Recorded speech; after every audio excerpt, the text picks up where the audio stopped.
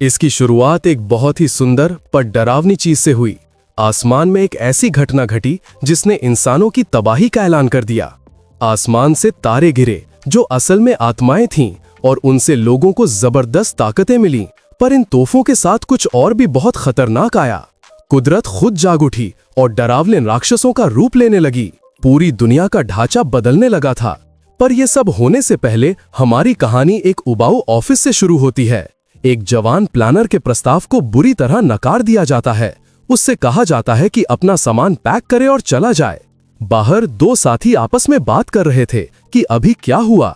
उनमें से एक बताता है कि असल में वो आइडिया अच्छा था, पर बॉस को फर्क नहीं पड़ता।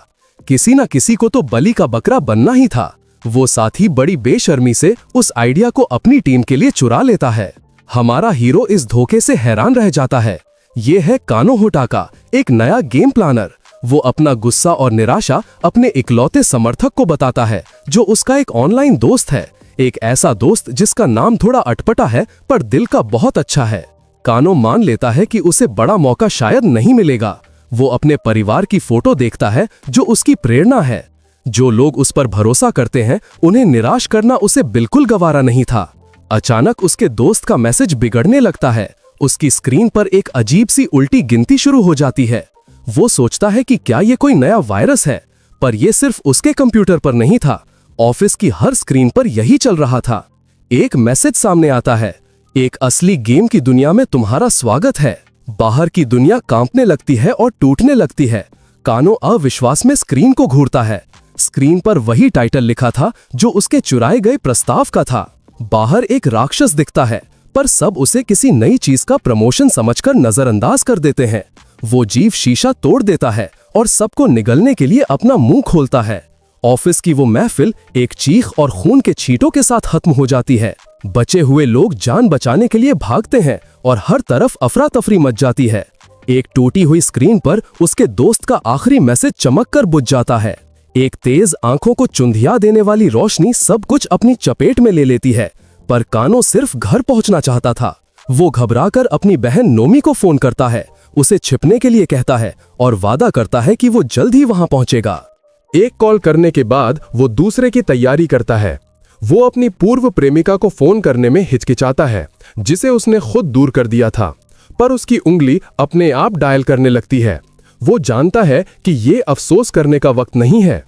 तभी वो जानवर उनके पीछे सीढ़ियों को तोड़ता हुआ आ घुसता है। उसका खुला हुआ बड़ा मुंह डरे हुए लोगों की तरफ बढ़ता है और ठीक उसी वक्त उसके बॉस ने एकदम डरपोक बनकर उसे आगे की तरफ धक्का दे दिया। लगता है खराब प्रदर्शन की समीक्षा रिव्यू करने का यह भी एक तरीका है। कानो बस देखता रह जाता है। उसके सामने उसका परिवार घूम जाता है। वो एक भयानक मौत की तरफ नीचे गिरने लगता है, पर आसमान से एक अनजाना बचाने वाला आता है। एक मिसाइल उस जीव से टकराती है और जोरदार धमाका होता है।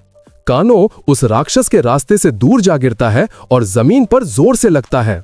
उसकी चेतना धीरे धीरे अंधेरे में डूब जाती है। उसे एक पुरानी याद आती है, जब उसने सारा नाम की लड़की से रिश्ता तोड़ा था। उसने खुद को एक बैकग्राउंड कैरेक्टर कहा था, जो उसकी दुनिया के लायक नहीं था। उसकी आंखें खुलती हैं, जिनमें नई आग भरी थी। वो जिंदा है, एक जलते हुए शहर के बीचों बीच घुटनों के बल बैठा है। वो जख्मी और टूटा हुआ है, पर अभी भी सांस ले रहा है। एक लोहे की छड़ का सहारा लेकर वो जबरदस्ती खड़ा होता है। उसका परिवार उसका इंतजार कर रहा है। वो हार नहीं मान सकता। उसे अब समझ आता है कि उसका गेम अब उनकी हकीकत बन चुका है और उस क्षितिज पर इस नई दुनिया के लिए जंग पहले ही शुरू हो चुकी है। कानो अपनी नई हकीकत की इस असंभव सच्चाई से जूझता है। उसके दिमाग में एक भयानक दृश्य कौंधता है, उसकी बहन का अंजाम। उसका दिल टूट जाता है और वो अपने परिवार के लिए चीखता है। गुस्से और दुख से भरकर वो सीधे उस जानवर पर हमला करता है, पर उसका हताश हमला जबरदस्त ताकत से टकराता है। वो गिर जाता है, सोचते हुए कि क्या एक बैकग्राउंड कैरेक्टर सपना भी देख सकता है। राक्षस की हथियार जैसी जीभ आखिरी वार के लिए उसके पास आती है। उसकी जिंदगी एक नोक पर खत्म हो जाती है और वो ब्रह्मांड से एक और मौका मांगता है। और बस ऐसे ही वो एक भीड़ भरी स्कूल की गैलरी में जागता है। उसके सहपाठी पूछते हैं कि क्या वो ठीक है और उसे उसके पुराने नाम से बुलाते हैं। एक घोषणा होती है कि ये सभी तीसरे साल के छात्रों के लिए बहुत जरूरी दिन है। वो सिर्फ जिंदा नहीं है, उसे वापस हाई स्कूल भेज दिया गया है। ये दुनिया अलग है, पर उसे कोई फिक्र नहीं है। उसका पुनर्जन्म हुआ है। इस बार वो कसम खाता है कि अपनी किस्मत वो खुद अपने हाथों से लिखेगा। अचानक एक बहुत बड़ी घड़ी दिखती है, क्योंकि दिखावे की कोई जरूरत नहीं थी। एक अजीब सी आवाज उसका ध्यान ऊपर खींचती है। उसकी आंखें डर से चौड़ी हो जाती हैं। ये वही उल्टी गिनती है जिसने उसकी दुनिया के अंत का ऐलान किया था।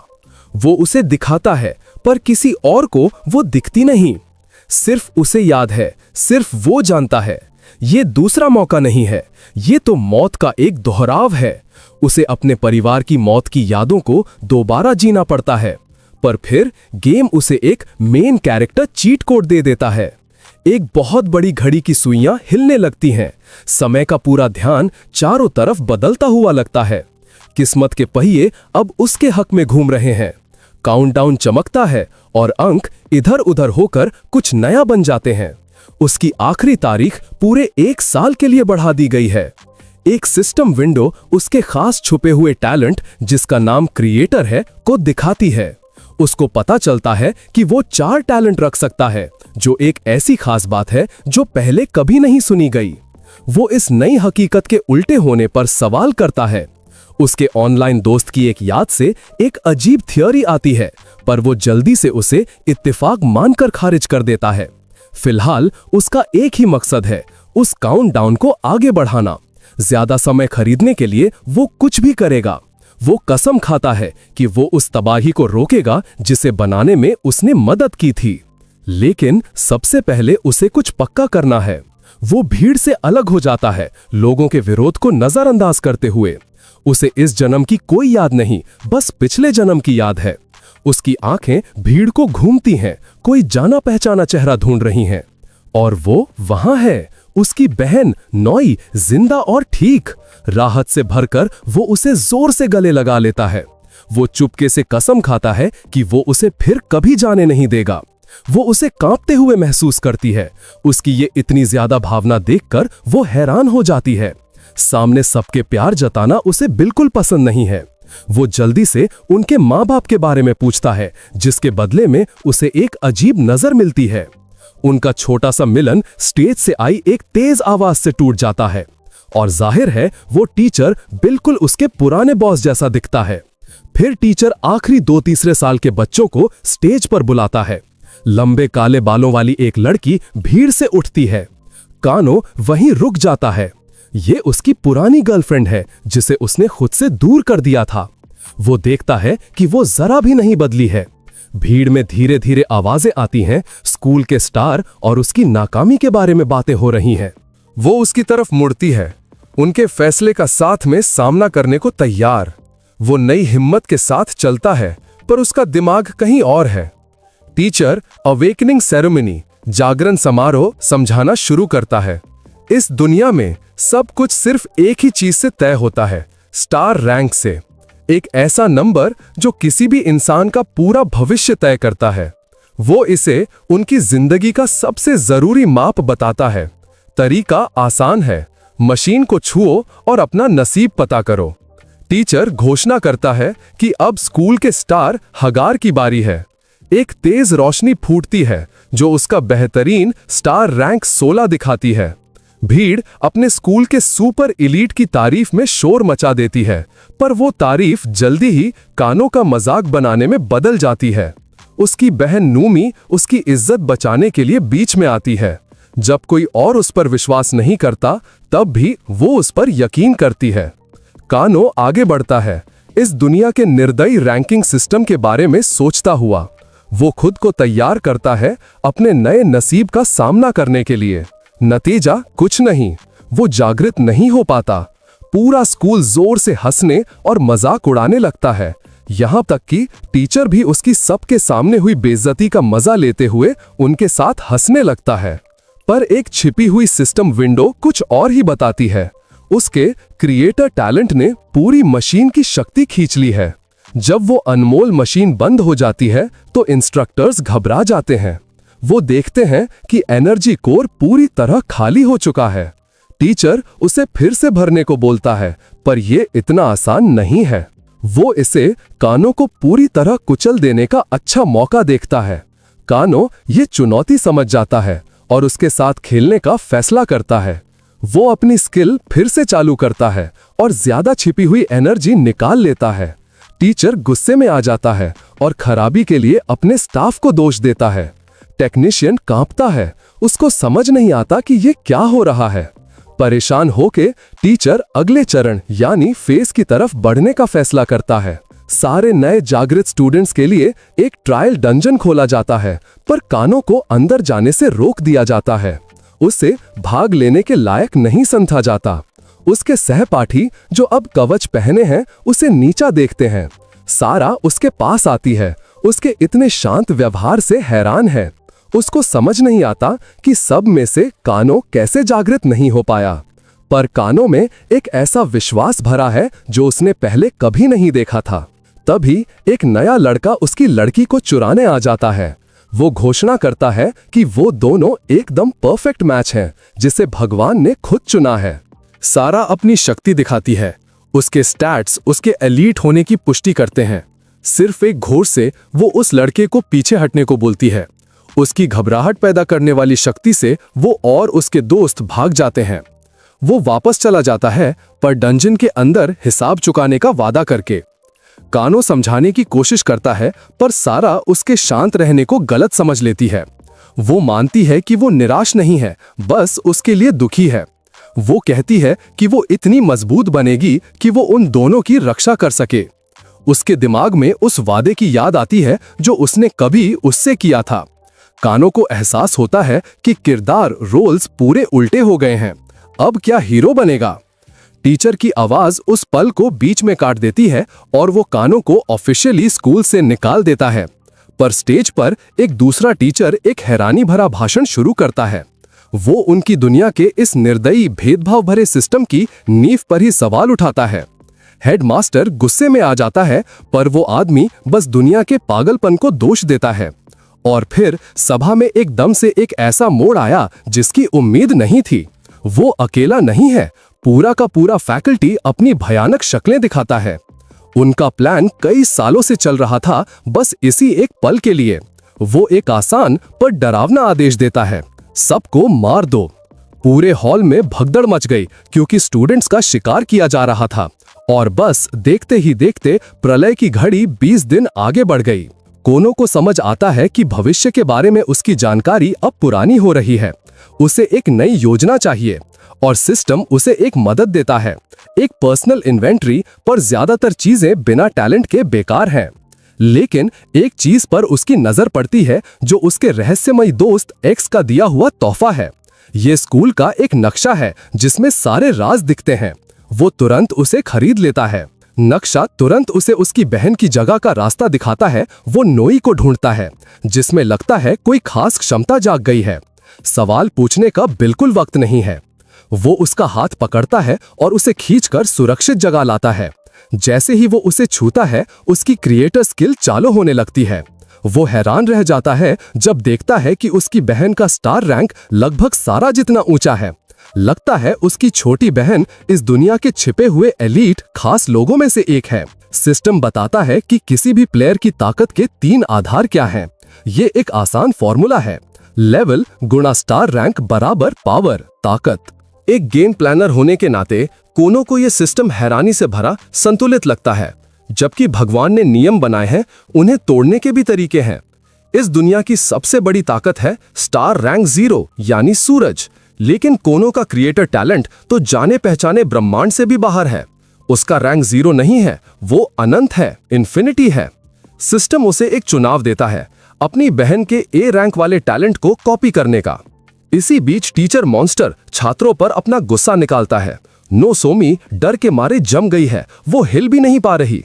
वो मॉन्स्टर उसी पर निशाना साधता है, हमला करने को तैयार है। लेकिन कोनो बिजली की तेजी से आता है और उसे धक्का देकर सुरक्षित करता है। वो उस मॉन्स्टर के हमले का जवाब अपने मुक्के से देता है। वो जानवर दहाड़ता है क्योंकि एक बिना रैंक वाले लड़के ने दखल दिया। लेकिन मुक्के की मार से उसकी बांह टूट जाती है और वो दर्द से पीछे हटता है। वो समझ नहीं पाता कि एक बिना क्षमता वाला स्टूडेंट इतनी ताकत कैसे रख सकता है। कोनो सामने खड़ा है, उसके नए स्टैट्स सबको दिखाई दे रहे हैं। उसने एक फाइटिंग टैलेंट कॉपी कर लिया है और पॉइंट्स खर्च करके एक योद्धा बन गया है। मॉन्स्टर इसे बस किस्मत मानता है, हार मानने को तैयार नहीं होता। कोनो जवाब में उसके जबड़े पर जोरदार अपरकट मारता है। अचानक मॉन्स्टर अपनी जान की भीख मांगने लगता है, खुद को पीड़ित बताता है, पर कोनो को याद है कि इसने उसकी बहन को धमकी दी थी। कोई रहम नहीं होगा। एक आखिरी जोरदार मुक्के के साथ लड़ाई खत्म हो जाती है। वो जमीन पर आता है। मॉन्स्टर सिर्फ 2 हिट में हार गया। एक सिस्टम विंडो उसकी जीत की पुष्टि करती है और उसे बोनस पॉइंट्स देती है। नोसोमी हैरान है, पर कोनो उससे कहता है कि अब जाने का समय है। बाकी स्टूडेंट्स उसके पीछे आ जाते हैं। वो उनका नया हीरो है। वो अपनी बहन से कहता है कि भागना नहीं बल्कि छुपना है। स्टूडेंट्स गेट तक पहुंचते हैं और उन्हें रोशनी की एक अजीब सी दीवार दिखती है, लेकिन स्कूल का गुंडा अपना रास्ता बनाता हुआ आगे आता है। इंतजार से तंग आ चुका है।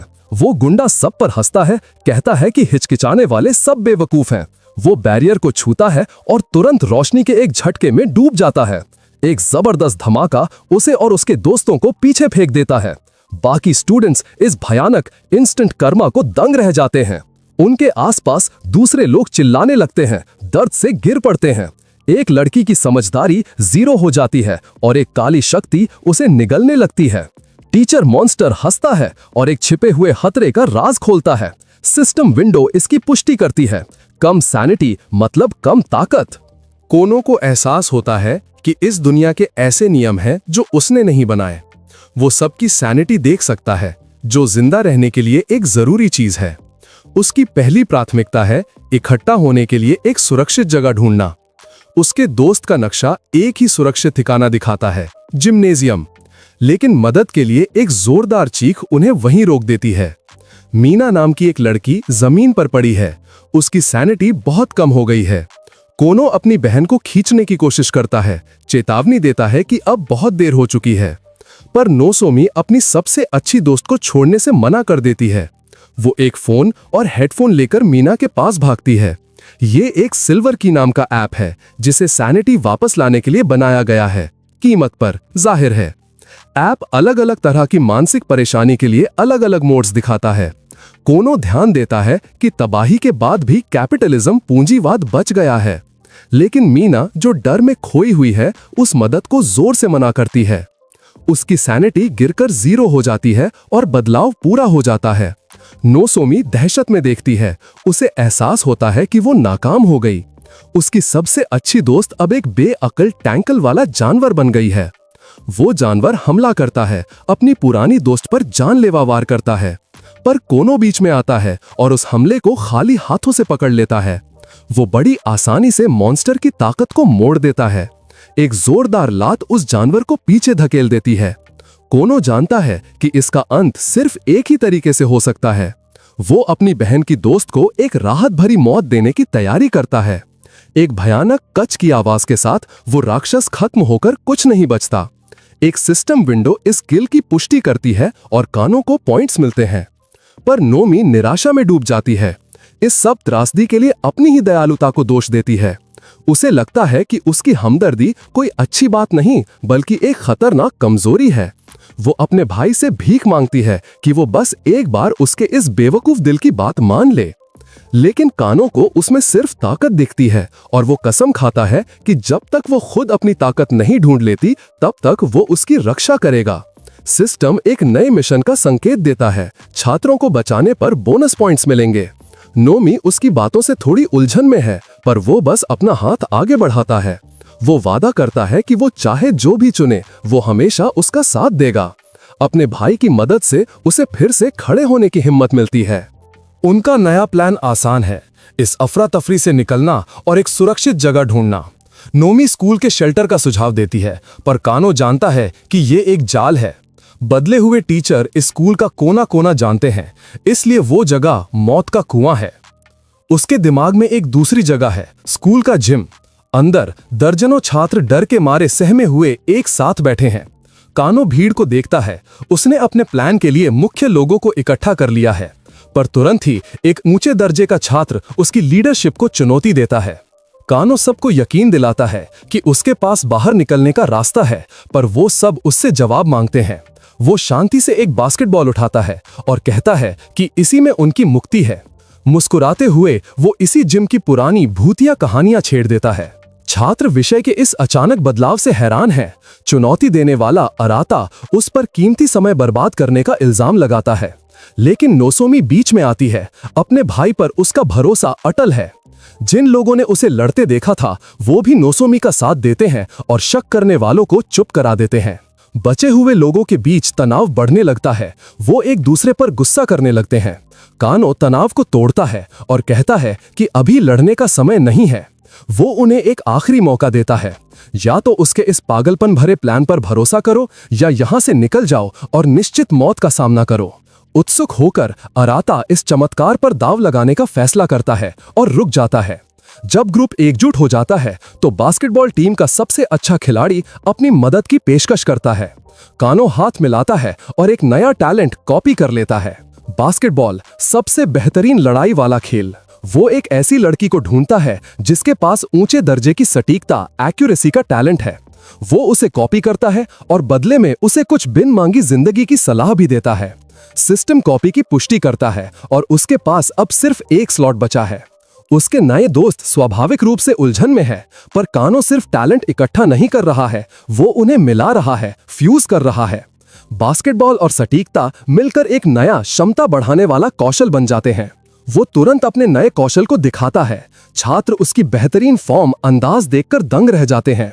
वो शॉट डालता है पर उन्हें अभी भी उसका प्लान समझ नहीं आता। पर यह तो बस वार्म अप था। वो फ्री थ्रो लाइन से कूदता है, गुरुत्वाकर्षण ग्रेविटी को चुनौती देता है और जोरदार डंक मारकर रिंग को हिला देता है। फिर बहुत दूर से एकदम सही 3 पॉइंट वाला शॉट। भीड़ खुशी से चिल्ला उठती है। पल भर के लिए सब उस कयामत को भूल जाते हैं। लेकिन अराता जानता है कि इस पागलपन के पीछे भी कोई तरीका है। कानो आखिरकार जिम की पुरानी कहानी पर आधारित अपना प्लान बताता है। एक खास शॉट मारने से एक छिपी हुई पूरी तरह सुरक्षित जगह खुल जाएगी। अराता हैरान है और पूछता है कि उसे ये राज कैसे पता चला। कानो बताता है कि उसने इस चीट के लिए 10,000 पॉइंट्स खर्च किए थे। ये थोड़ा शर्मनाक है, पर उनके बचने के लिए जरूरी था। वो हाफ कोर्ट लाइन से आखिरी शॉट की तैयारी करता है। गेंद हवा में उड़ती है और बिना रिंग को छुए अंदर चली जाती है। छात्र तालियां बजाते हैं। उन्हें यकीन है कि वे बच गए। वो जिम में जगह ढूंढते हैं, पर वो छिपी हुई जगह कहीं नहीं मिलती। अराता उसका सामना करता है, पर कानो शांति से कहता है कि अभी खत्म नहीं हुआ है। वो समझाता है कि आखिरी शॉट ही उनकी मुक्ति की असली चाबी है। जैसे ही उन्हें लगा कि उनके पास मौका है, निराशा फिर छा जाती है और उनका समय इससे बुरा नहीं हो सकता था। दरवाजे पर राक्षस हैं। 3 भयानक जानवर उनका छिपने का ठिकाना ढूंढ चुके हैं। वो बाहर की पक्की मौत और हाँ, अंदर की पक्की मौत के बीच फंस गए हैं। भीड़ घबराकर पीछे के दरवाजे की तरफ भागती है, पर नोमी का अपने भाई पर विश्वास अटल रहता है। अराता और बाकी सब किसी भी तरह दरवाजे पर रुकावट डालने की कोशिश करते हैं। अब उनकी सारी उम्मीदें कानो के उस आखिरी नामुमकिन शॉट पर टिकी हैं। वो पूरे भरोसे के साथ गेंद छोड़ता है। पूरा जिम सांस रोककर गेंद के उस सही चाप, आर्क को देखता है। वो बिना किसी आवाज के नेट में समा जाती है, पर उनका जश्न तुरंत रुक जाता है क्योंकि राक्षस आखिरकार अंदर घुस आते हैं। सामने मौत देखकर छात्रों का होश उड़ जाता है। यहाँ तक कि अराता भी बस अब चमत्कार होने की भीख मांग सकता है, पर नोमी का अपने बड़े भाई पर विश्वास एक पल के लिए भी नहीं डगमगाता। सबकी निगाहें गेंद पर टिकी हैं। ये उनकी आखिरी उम्मीद है। वो बैकबोर्ड से टकराती है और रोशनी की एक चमक के साथ अंदर चली जाती है। एक सिस्टम विंडो इसकी पुष्टि करती है। वो भूतिया कहानी सच थी। वो राक्षस तेजी से आगे बढ़ते हैं, सबको फाड़ने के लिए तैयार, लेकिन उन्हें बस एक खाली हॉल, जिम मिलता है। एक अकेला बास्केटबॉल लुढ़क कर उस जानवर के पैरों पर रुक जाता है।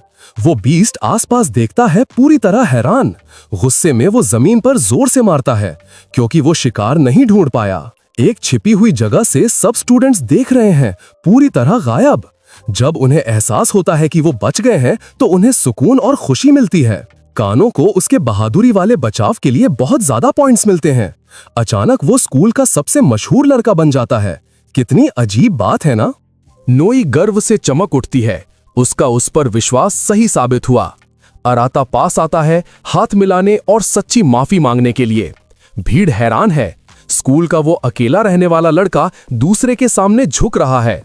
कानो मान लेता है, पर उसका ध्यान पहले से ही उन लोगों पर है जो अभी भी खतरे में हैं। उसकी क्रिएटर स्किल, बनाने की क्षमता चालू हो जाती है। अराता के बड़े हुनर को पहचानती है, पर कानो उसे कॉपी नहीं करता। अपनी आखिरी जगह लड़ाई के स्किल के लिए बचा लेता है। अराता नतीजा अच्छा होने के बावजूद भी कानो के खतरनाक तरीकों पर सवाल उठाता है। कानो बस मुस्कुराता है और उस ज्यादा सीरियस जीनियस को कहता है कि थोड़ा हल्का रहो। फिर वो खजाने का संदूक ले लेता है, जो मिशन पूरा करने का इनाम है। इनाम एक पौराणिक हथियार है, रोशनी का धनुष, जिसका नाम सरना है। बाकी स्टूडेंट्स हैरान हैं, कानो की नई ताकत से प्रभावित हो गए हैं। पर एक लड़की, एक तीरंदाज जिसका नाम शिजुनो है, उस धनुष को पहचान जाती है जिसका उसने हमेशा सपना देखा था। कानो सीधा उसके पास जाता है और उसे वो पौराणिक हथियार दे देता है। वो पूरी तरह से घबरा जाती है, मुश्किल से उसका हाथ पकड़ पाती है।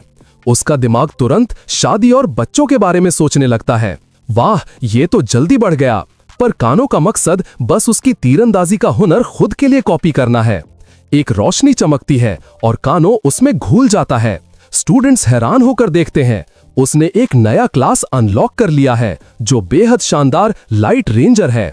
पूरी तरह तैयार और लड़ाई के लिए रेडी होकर वो ऐलान करता है कि अब पलटकर वार करने का समय आ गया है। कहीं और एक राक्षस ने एक और डरे हुए स्टूडेंट को घेर लिया है। वो जानवर अपने शिकार के साथ खेल रहा है, उसके डर का मजा ले रहा है। वो हंसी उड़ाता है, उस बेकार इंसान को आखिरी वार देने के लिए तैयार है। पर अचानक रोशनी का एक तीर उसकी आंख में चुभ जाता है। वो स्टूडेंट ऊपर देखता है अपने बचाने वाले को, जब वो राक्षस गिर जाता है।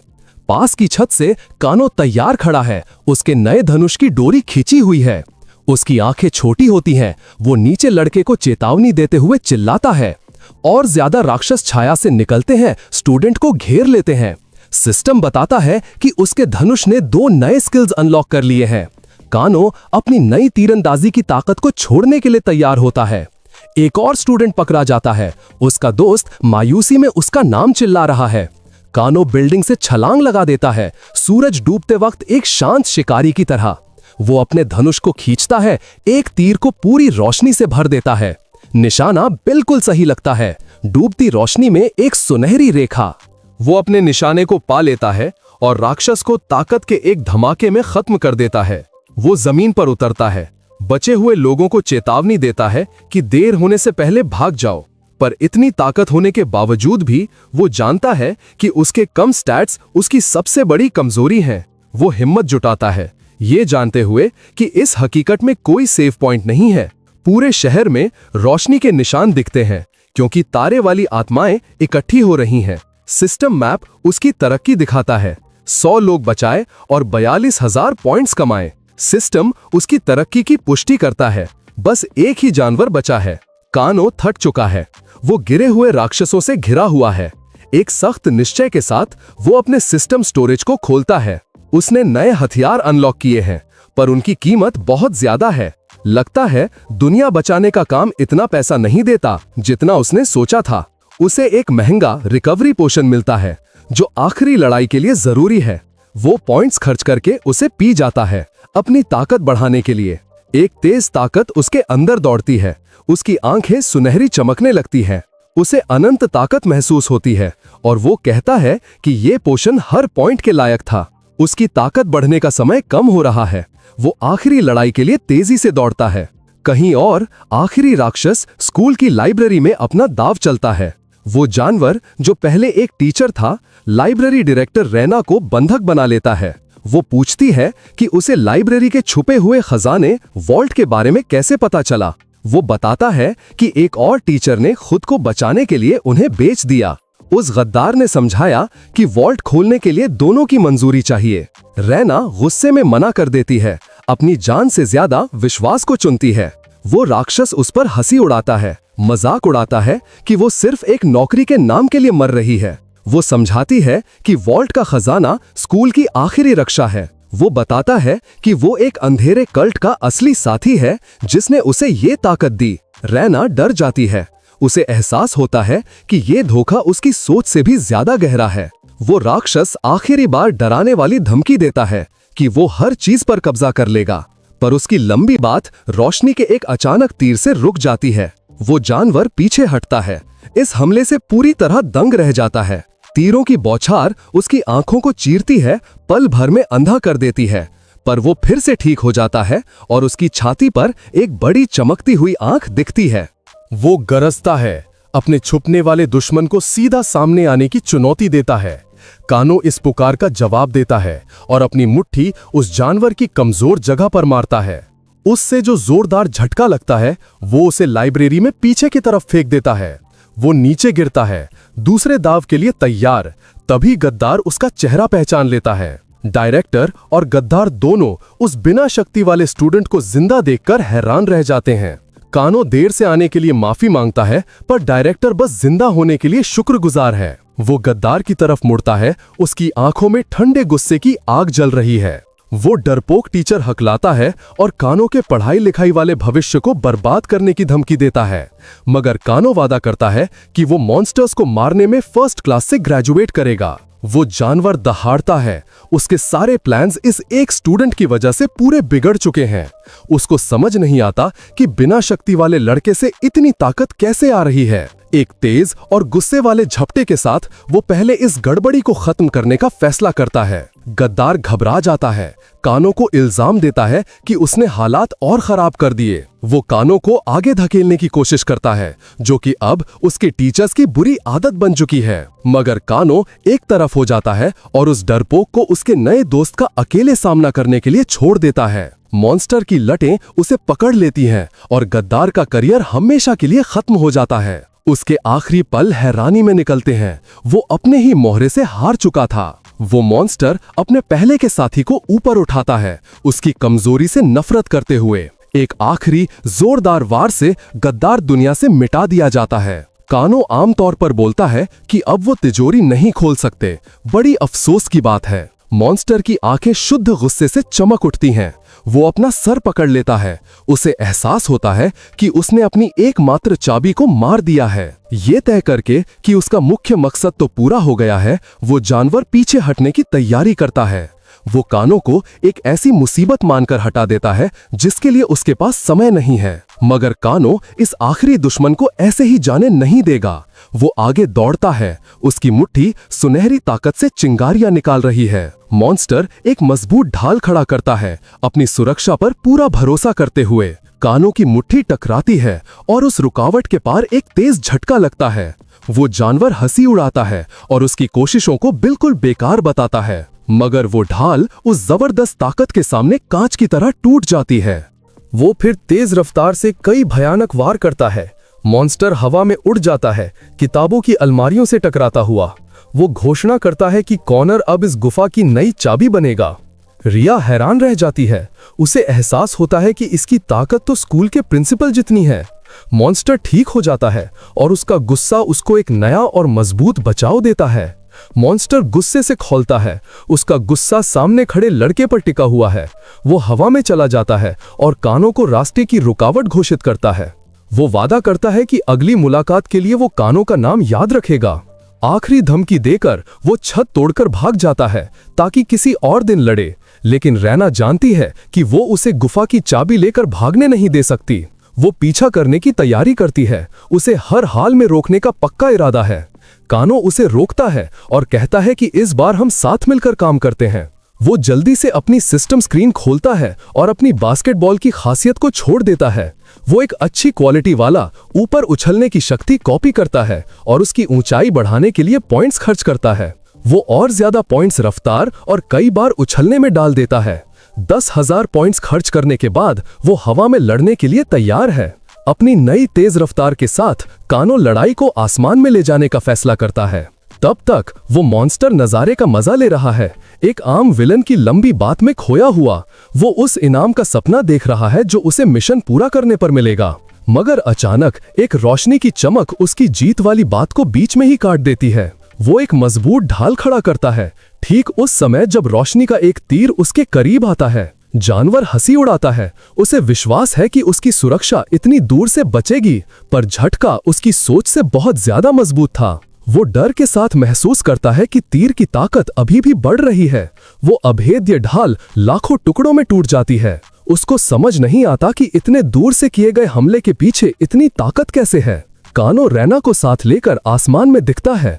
अच्छा, तो आराम से भागना तो हो नहीं पाएगा। वो एक खतरनाक चाल की तैयारी करता है। अपनी नई साथी को लॉन्च पैड की तरह इस्तेमाल करता है। एक जोरदार लात से वो डायरेक्टर को उस जानवर की तरफ उधेड़ देता है। मॉन्स्टर जवाब देने की तैयारी करता है, अपने नए निशाने को हल्का आंकते हुए।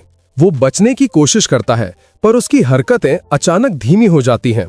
एक अजीब सी सनसनाहट उसके पूरे शरीर में फैल जाती है। उसकी रफ्तार बहुत कम हो जाती है। उसको देर से एहसास होता है, तीर में बेहोश करने वाला जहर मिला हुआ था।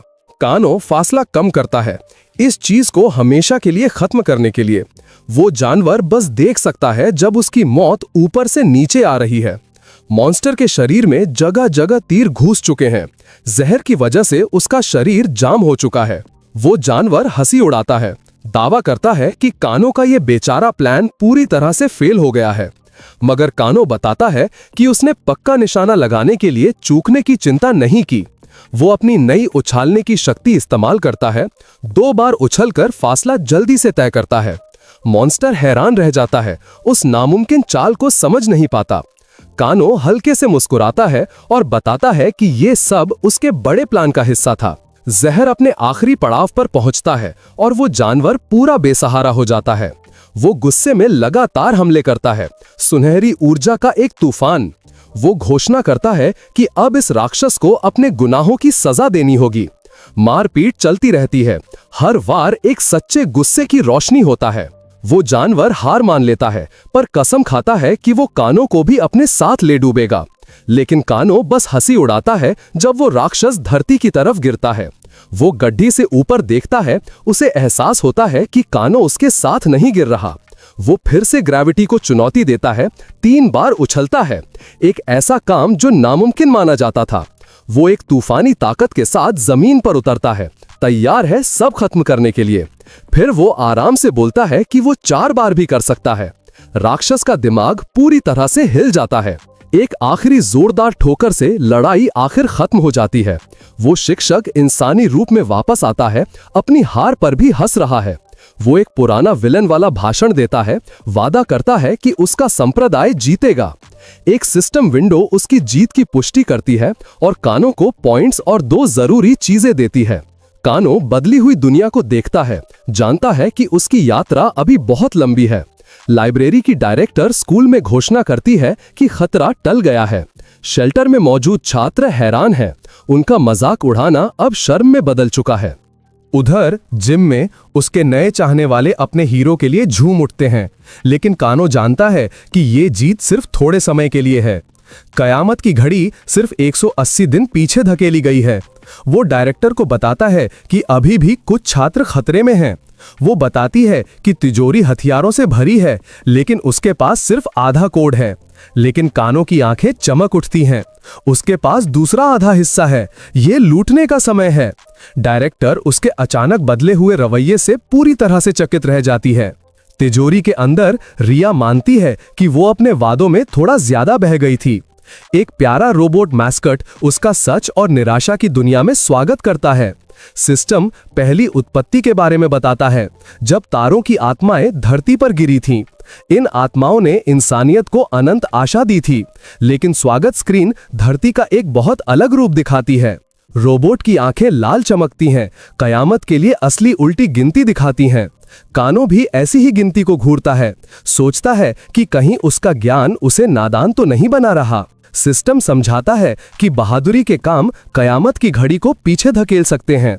कानो इस नई जानकारी को अपने पास रख लेता है। सबसे पहले उसे वर्तमान में जिंदा रहना होगा। अब वो ट्रायल डंजन में है, लेकिन एक डरावने नए नियम के साथ। दोबारा जीवित नहीं हो सकते। ये बदलाव उसके असली डिजाइन में नहीं था। कोई नियम बदल रहा है। वो अपने हारे हुए दुश्मनों के ऊपर बैठा है, सामने ट्रायल टॉवर को घूर रहा है। अगले बॉस का सामना करने से पहले वो कुछ जानकारी इकट्ठा करने का फैसला करता है। सिस्टम पहले संकट का विवरण देता है, अंदर की तारों की आत्माओं को नियंत्रित करना।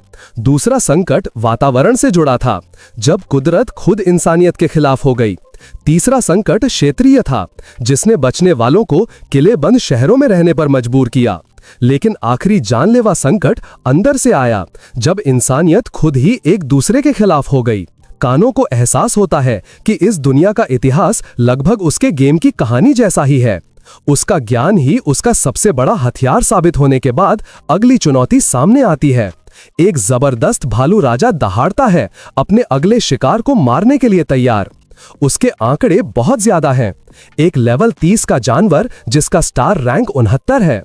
लेकिन कानो वहीं खड़ा रहता है, आंखों पर पट्टी बंधी हुई है और वो बिल्कुल शांत है। जानवर के हमले के दबाव से जमीन टूट जाती है, उसकी आंखें गुस्से वाली गहरी लाल रोशनी से जल रही हैं। कानो उस हमले का सीधे सामना करता है, उसकी मुट्ठी कच्ची ताकत से चमक रही है। वो जानवर जमीन खोदता है, अपने पंजों से जंगल की फर्श को चीर देता है। अचानक राक्षस का दूसरा सिर निकल आता है और दोनों दर्द से तड़पते हैं। कानों का घूंसा तेज रोशनी के साथ लगता है, राक्षस हवा में उड़ जाता है, उसकी बांह सुनहरी आग में जल रही है। उस वार की जबरदस्त ताकत कानों को भी हवा में पीछे की तरफ धकेल देती है। वो जानवर के हमले का जवाब एक जबरदस्त अपरकट से देता है। वार की ताकत से राक्षस के पंजे टूट जाते हैं। कानो उसकी विशाल बांह पकड़ लेता है, छोड़ने से मना कर देता है। वो राक्षस की अपनी गति का इस्तेमाल करके उसे घुमाता है और जमीन तोड़ने वाली ताकत से उसे नीचे पटक देता है। वो जानवर गड्ढे के नीचे से दर्द में दहाड़ता है, लेकिन कानो पहले ही वापस दूसरे हमले के लिए हवा में उड़ रहा है। राक्षस सिर्फ हैरानी और गुस्से में घूर सकता है। एक खूनी लाल चांद की रोशनी में आखिरी काम शुरू होता है। वो जानवर उठता है, उसका शरीर जख्मों से भरा है, आखिरी बार लड़ने के लिए तैयार। लेकिन वो तुरंत चट्टान और ऊर्जा के तूफान में खत्म हो जाता है। एक सिस्टम विंडो उसकी जीत और मामूली इनाम की पुष्टि करती है। कानो इतने कम इनाम पर नाक सिकोड़ता है, लेकिन जानता है कि उसके हुनर बिल्कुल सही हैं। वो अपने आगे के बिल्ड पर सोचता है, अपने हुनर को जोड़ने की योजना बना रहा है। अचानक एक आवाज उसकी अकेले जीत के लिए तारीफ करती है। एक नया चुनौती देने वाला सामने आता है, लेकिन कानो आसानी से उसके हमले से बच निकलता है। लड़के ने अपना परिचय अकीरा के रूप में दिया, जो लड़ाई के लिए तैयार था, पर उसे सुनाया के रूप में पहचान लिया गया, जो दूसरी क्लास का एक अमीर बच्चा था। कानो हक्का बक्का रह गया, पूछता है कि वो यहाँ क्यों है। वो लड़के को पकड़ता है, पूछता है कि बाकी छात्रों का क्या हुआ। एक भयानक सच सामने आता है, बाकी सब मर चुके हैं। कानो जवाब मांगता है, लेकिन वो बचा हुआ लड़का इतना डरा हुआ है कि बोल नहीं पाता। वो अपने सर को पकड़ता है, दर्दनाक यादों को हटाने की कोशिश करता है। उसकी आंखों में डर साफ दिखता है, उसका होश जैसे उड़ रहा है। घबराकर वो उल्टी करता है और हिम्मत हार कर गिर जाता है। कानो समझ जाता है कि वो अपनी इकलौती जानकारी को हाथ से जाने नहीं दे सकता। वो अपने बैग से एक शानदार हीलिंग पोशन निकालता है। वो उसे ठीक होने के लिए देता है, लेकिन डरा हुआ लड़का मना कर देता है। इसलिए कानो थोड़ी जबरदस्ती करता है। दवा असर करती है और सुनाया धीरे धीरे ठीक होने लगता है। सुनाया को ताकत महसूस होती है, उसका दिमाग अचानक साफ हो जाता है। वह हैरान है कि कानो उसे ऐसी चीज दे रहा है जो पैसे से खरीदी नहीं जा सकती। वो मानता है कि वो पहले कानो को कम समझता था, अपने तथाकथित दोस्तों के विपरीत। इस दयालुता से प्रभावित होकर वो उन्हें जिंदगी भर का भाई घोषित कर देता है। कानो को तो बस जानकारी चाहिए थी, पर हाँ, एक अमीर दोस्त होना भी बुरा नहीं है। सिस्टम सुनाया की प्रतिभा बताता है, अमीर लड़का, ऐसी बातें कोई सोच भी नहीं सकता। कानो सोचता है कि क्या उसके नए भाई ने उसके छिपे हुए इरादे को भांप लिया था। दिमाग साफ होते ही सुनाया बताना शुरू करता है कि क्या हुआ था। वो बताता है कि यह ऐसी स्थिति थी जहां पूरी तरह से खत्म हो जाने की संभावना थी। उन्होंने दोबारा पैदा न होने के नियम को नजरअंदाज कर दिया और शिकार करने के लिए छोटे ग्रुप्स में बंट गए। लेकिन उन्हें जो राक्षस मिले वे उम्मीद से कहीं ज्यादा मजबूत थे। मुश्किल के अचानक बढ़ जाने से छात्र पूरी तरह से घबरा गए। एक विशाल पौधे जैसे राक्षस ने दर्जनों छात्रों को अपनी खतरनाक बेलों में फंसा लिया। उन्हें डर के साथ एहसास हुआ कि दोबारा पैदा न होने का नियम बहुत बहुत सच था। घबराहट फैल गई और बचे हुए लोग हर दिशा में भाग गए। लेकिन एक इंसान ने भागने से मना कर दिया, उसकी एक्स सारा। उसने बाकी लोगों को इकट्ठा किया, ये कहते हुए कि लड़ना ही उनके बचने का इकलौता रास्ता है। उसने भीड़ राक्षसों का सामना किया, उनकी जान बचाने के लिए अपनी जिंदगी दांव पर लगाने को तैयार। उसकी कमान में वे लड़ाई तो जीत गए, लेकिन एक भयानक कीमत पर। जीत से कोई राहत नहीं मिली, बस निराशा और बढ़ गई। उस कालकोठरी में मरने वालों की संख्या पहले से ही बहुत ज्यादा थी। वो अपनी तलवार साफ करती है, नुकसान ने उसका इरादा और पक्का कर दिया था। वो उस टावर की तरफ देखती है, लेकिन एक और छात्र विरोध करता है। गुलाबी बालों वाली एक लड़की उससे शिक्षकों के आने का इंतजार करने की भीख मांगती है, पर सारा जानती है कि ये कोई हादसा नहीं है, कुछ बहुत गड़बड़ है। वो सही अंदाजा लगाती है कि बाहर की दुनिया भी उसी संकट का सामना कर रही है। वो कानों को याद करते हुए यहाँ से भागने की मन में कसम खाती है। इसी बीच बचे हुए लोगों का एक और ग्रुप जाल में फंस जाता है। कैनिस्टर से एक अजीब सी बैंगनी गैस हवा में निकलती है। वे खांसते हैं और गिर जाते हैं। उन्हें देर से एहसास होता है कि यह जहर है। सारा जहर के खिलाफ लड़ती है। वह उस हमले में अकेली बची हुई थी। एक रहस्यमयी बख्तरबंद आदमी सामने आता है, जो उसकी तेज समझदारी की तारीफ करता है। गुस्से में वह आगे कूदती है, इस सब परेशानी के कारण को खत्म करने के लिए तैयार। वह आदमी प्रभावित होता है, कहता है कि उसकी प्रतिभा सचमुच खास है, लेकिन उसके हताश हमले को एक ही वार से आसानी से रोक दिया जाता है। वह घोषणा करता है कि उसका भविष्य कोई महानता नहीं, बल्कि एक अंतहीन काला नरक है। सुनाया बताता है, इन सैनिकों ने सबको उठा लिया, जिंदों को भी और मरे हुए लोगों को भी। खून जैसे लाल चांद के नीचे उन सबको घसीटकर काले टावर में ले जाया गया। कानो अपने नए दोस्त को छिपने के लिए कहता है। वह उन्हें अकेले बचाने अंदर जा रहा है, पर सुनाया मना कर देता है। वह अपने नए भाई की मदद करना चाहता है। कानो उसे याद दिलाता है कि उसे अरबों की संपत्ति विरासत में मिलने वाली है। इतने पैसों के साथ लापरवाह नहीं हो सकते। सुनाया मानता है कि वह डरा हुआ है, लेकिन वह बेकार की जिंदगी जीकर थक चुका है। उसे मुश्किल से यह सीखने को मिला कि पैसा जान नहीं खरीद सकता, सिर्फ समय खरीद सकता है। वह अब समझता है कि असली ताकत ही एकमात्र चीज है जो मायने रखती है। वह लड़ाई में शामिल होने की भीख मांगता है, वादा करता है कि उसका महंगा सामान काम आएगा। कानो समझता है कि इस दुनिया में कोई एनपीसी नहीं है, बस मुख्य किरदार हैं। वह बात मान लेता है। अमीर लड़के को चुनौती देता है कि वह अपना इरादा साबित करे। वे टावर की तरफ दौड़ते हैं, दो लोगों की सेना असंभव मुश्किलों के खिलाफ। वे एक बहुत बड़े बंद दरवाजे कर पहुंचते हैं, जो काल कोठरी के दिल का रास्ता है। कानो ध्यान देता है कि पहला स्टेज पार होने के बावजूद दरवाजा बंद है। उसे एहसास होता है कि उसका रहस्यमयी दोस्त एक्स जरूर बहुत शक्तिशाली होगा। सुनाया तय करता है कि बातचीत बेकार है और एक बड़ी तोप निकालता है। सिस्टम उसके खास हथियार का ब्यौरा देता है, जिसमें पिता के प्यार वाला बचाव कवच भी है। वह सीधे बंद दरवाजे पर रॉकेटों की बारिश कर देता है। दरवाजे पर एक जोरदार आग का धमाका होता है। सुनाया खुश होता है, उसे यकीन है कि उसने रास्ता बना लिया है, लेकिन दरवाजा फिर से बनने लगता है। उनकी आंखों के सामने खुद को ठीक करने लगता है। वो दोबारा फायर करने की तैयारी करता है, उसकी ठीक होने की क्षमता को हराने के लिए तैयार। कानो उसे रोकता है, समझाता है कि इस पहेली पर जोर जबरदस्ती काम नहीं करेगी। वो अपने नए साथी को इंतजार करने को कहता है, क्योंकि वो एक अलग तरीका आजमा रहा है। कानो अपनी छलांग की शक्ति का इस्तेमाल करता है और टावर के किनारे से ऊपर रॉकेट की तरह जाता है। वो एक किनारे से दूसरे किनारे कूदता है, उस नामुमकिन ऊंचाई को आसानी से पार कर लेता है। वो सैकड़ों मीटर ऊपर हवा में बने एक प्लेटफॉर्म पर नरमी से उतरता है। कानो उस वापस बनने वाली दीवार को देखता है और समझ जाता है कि ये एक लड़ाई नहीं, बल्कि एक पहेली है। सुनाया उसके बगल में उड़कर आता है। उसका जेट पैक कानो की छलांगों के साथ मुश्किल से तालमेल बिठा पा रहा था। वो अपने परिवार की टेक्नोलॉजी के बारे में डींग मारता है, जिसमें सुरक्षा के लिए एक खास पिता समान फीचर भी है। उस अमीर लड़के का हाईटेक सामान वाकई जबरदस्त था, भले ही थोड़ा ज्यादा ही क्यों ना हो। अचानक सुनाया की आवाज घबराहट में बदल जाती है। एक सितारा आत्मा गायब हो गई है, अभी अभी कोई मर गया। वो बताता है कि उसके चश्मे गॉगल्स आत्मा की ऊर्जा को महसूस कर सकते हैं। ये उसकी माँ का जन्मदिन का तोहफा था। उनके जरिए वो देखता है कि कानो से कितनी अविश्वसनीय शक्ति निकल रही है, लेकिन कानो पूरी तरह ध्यान लगाए हुए हैं, क्योंकि वो जानता है कि अंदर जाने का रास्ता खोजने के लिए उनके पास समय कम है।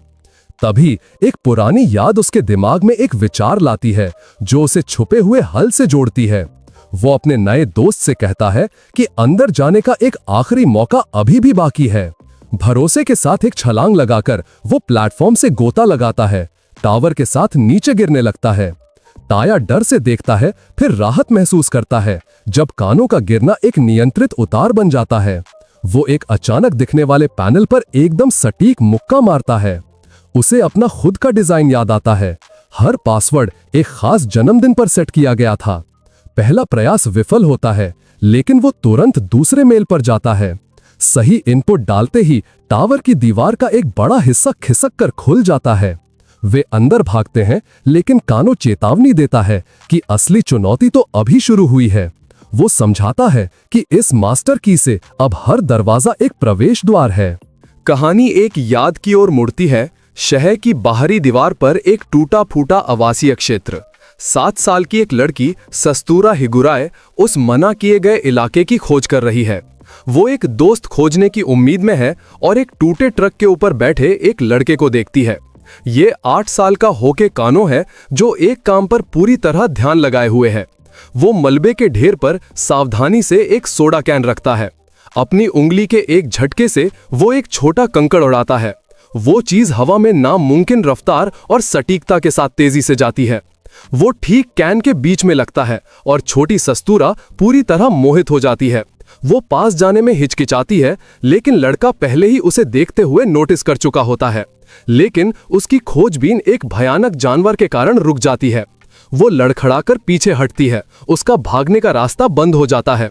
एक और प्राणी, एक विशाल चूहा, उसे मारने के लिए करीब आता है, लेकिन रोशनी की एक चीज उसके सिर के पास से गुजरती है। वो एकदम सटीक निशाने पर जाकर लगती है। छोटा होकई अपने परफेक्ट शॉट का जश्न मनाता है।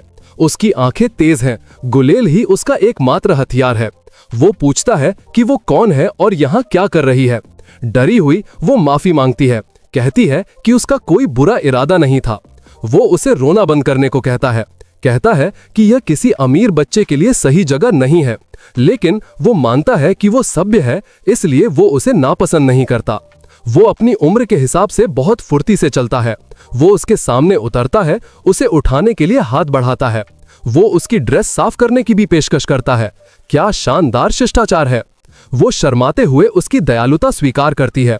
वो उसका नाम पूछता है और वो खुद को हाई कर बताती है। उसे हैरानी होती है कि उसने उसके मशहूर परिवार के बारे में कभी नहीं सुना।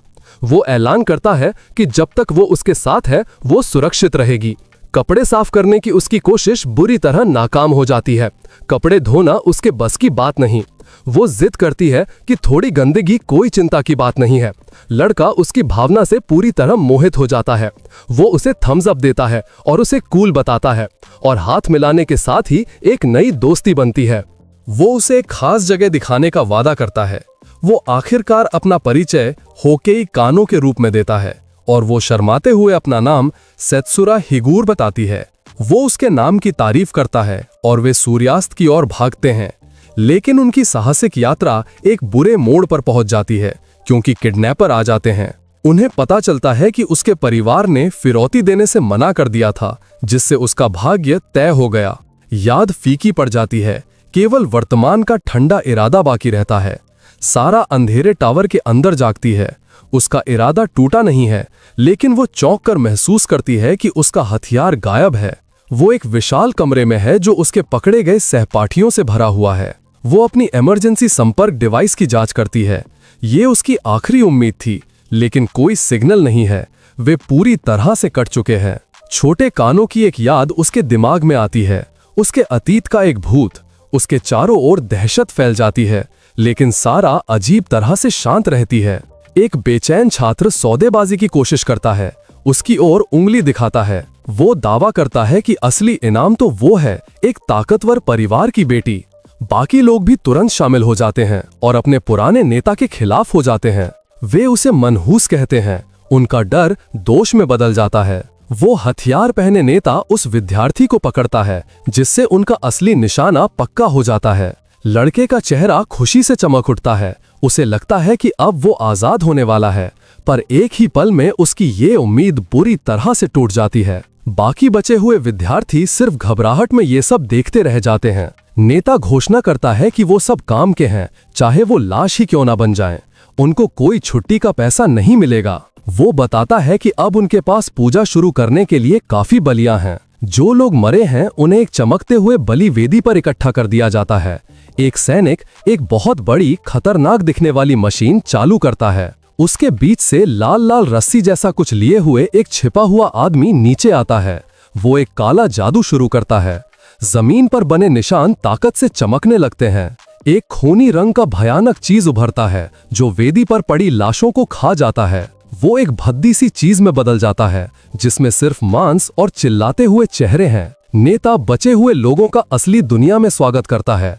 आखिर में वो लोग डर के मारे टूट जाते हैं और वहां से भागने की कोशिश करते हैं, जहां से बचने का कोई रास्ता ही नहीं है। एक सैनिक ये शोर शराबा कंट्रोल करने के लिए एक शॉक ग्रेनेड छोड़ता है। एक ताकत की लहर उन सब पर पड़ती है और वो शांत हो जाते हैं। पर यह सिर्फ बेहोश करने वाला नहीं था, ये तो एक भयानक बदलाव की शुरुआत थी। अब सैनिक खुद ही नई भीड़ से घिर जाते हैं। नेता आह भरता है, शोर की शिकायत करता है, पर अपना काम करने के लिए तैयार है। वो उस नई भीड़ को बुलाने के लिए आगे बढ़ता है, सबसे पास वाले राक्षस से शुरू करते हुए। गुलाबी बालों वाली लड़की गिर जाती है, अपनी बेचारगी से हार मान चुकी है। पर सारा इस शोर में एक मौका देखती है, पलटवार करने का मौका। उसका पहला मकसद साफ है, अपना जब्त किया हुआ हथियार वापस लेना।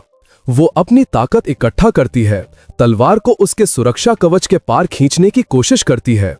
तलवार दूसरे हथियारों के बीच पड़ी है, अपने मालिक का इंतजार कर रही है। आखिरी जोर से धक्का देने पर वो ताकत वाली दीवार टुकड़े टुकड़े हो जाती है। इस कोशिश से वो थक जाती है, पर वो ऐसी जगह पर गिरने से मना कर देती है। पर उसकी ये चुपचाप की गई बगावत एक हथियारबंद गार्ड की नजर में आ जाती है। तभी गुलाबी बालों वाली लड़की खुद को उस हमले के बीच में ला देती है। सैनिक उसकी हिम्मत पर हंसता है और उसकी जिंदगी खत्म करने की तैयारी करता है। पर एक चमकदार रोशनी हवा को काटती हुई सीधे उसकी तरफ आती है। पलक झपकते ही उसका हाथ कट जाता है और उसका हमला रुक जाता है। ये चीज जो आई थी वो सिर्फ ताकत से बनी हुई गोल घूमने वाली तलवार थी। अपनी तलवार हाथ में लेकर सारा उस गड़बड़ी में एक भूत की तरह निकल जाती है। जख्मी लड़की पूछती है कि क्या उसने मदद की। उस कुर्बानी में उसको ताकत मिलती है। सारा उसे रास्ता देने के लिए धन्यवाद करती है, पर लड़ाई अभी शुरू ही हुई है। वो दूसरों से कहती है कि चुप कर रहना सिर्फ उनकी मौत का कारण बनेगा।